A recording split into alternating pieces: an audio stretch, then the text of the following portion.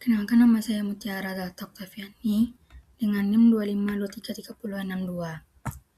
Di sini saya akan mempresentasikan tugas minggu pertama mata kuliah Komunikasi Perpajakan, yaitu mengenai materi ruang lingkup komunikasi perpajakan. Terdapat 3 pokok pembahasan yang akan saya bahas pada presentasi kali ini. Yang pertama, mengenai definisi komunikasi. Komunikasi adalah proses menyampaikan dan menerima pesan antara dua orang atau lebih agar bisa saling memahami komunikasi.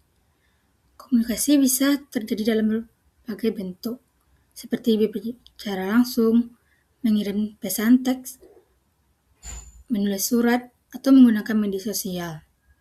Agar komunikasi berjalan dengan baik, pesan yang disampaikan harus jelas dan mudah dipahami oleh penerima. Jika terjadi kesalahan, maka bisa memunculkan masalah atau konflik. Pesan yang disampaikan dapat berupa kalimat, gambar, atau tulisan, atau bahkan gerakan tubuh. Selanjutnya, definisi perpajakan. Pajak adalah kontribusi wajib yang dikenakan oleh pemerintah kepada individu atau badan usaha yang bersifat memaksa, tanpa imbalan secara langsung, serta digunakan untuk membiayai pengeluaran pemerintah dalam rangka menyediakan layanan dan fasilitas publik guna menjalankan fungsi negara.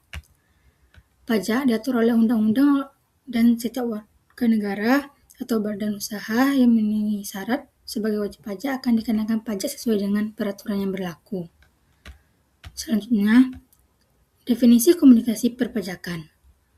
Komunikasi perpajakan merupakan penyampaian informasi, edukasi, serta interaksi mengenai sistem perpajakan.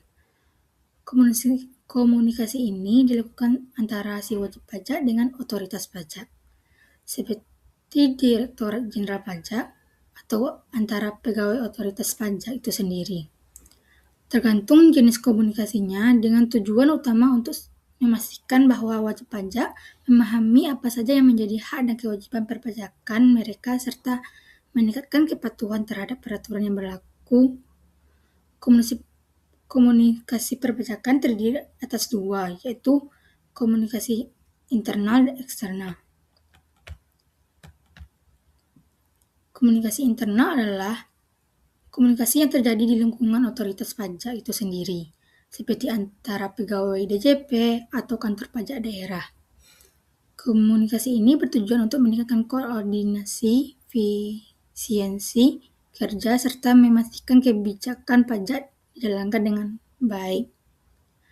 Komunikasi internal meliputi koordinasi antara pegawai pajak untuk memastikan prosedur administrasi berjalan lancar, rapat dan diskusi kebijakan untuk menyusun aturan yang telah efektif, serta pelatihan bagi petugas pajak agar dapat memberikan pelayanan yang baik kepada masyarakat. Yang kedua, komunikasi eksternal. Komunikasi eksternal adalah komunikasi yang terjadi antara otoritas pajak seperti Direktorat Jenderal Pajak dengan pihak luar, seperti wajib pajak, masyarakat, media, dan instansi lainnya.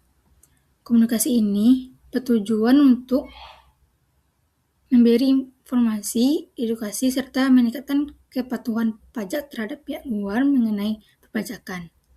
Komunikasi eksternal ini dapat berupa sosialisasi dan penyeluruhan komunikasi seminar atau media sosial. Komunikasi eksternal juga melakukan kerjasama antara pemerintah dengan perusahaan, konsultan pajak, dan lembaga lainnya untuk memastikan sistem perpajakan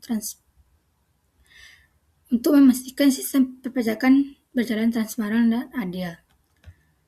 Sekian dari presentasi saya. Saya ucapkan terima kasih.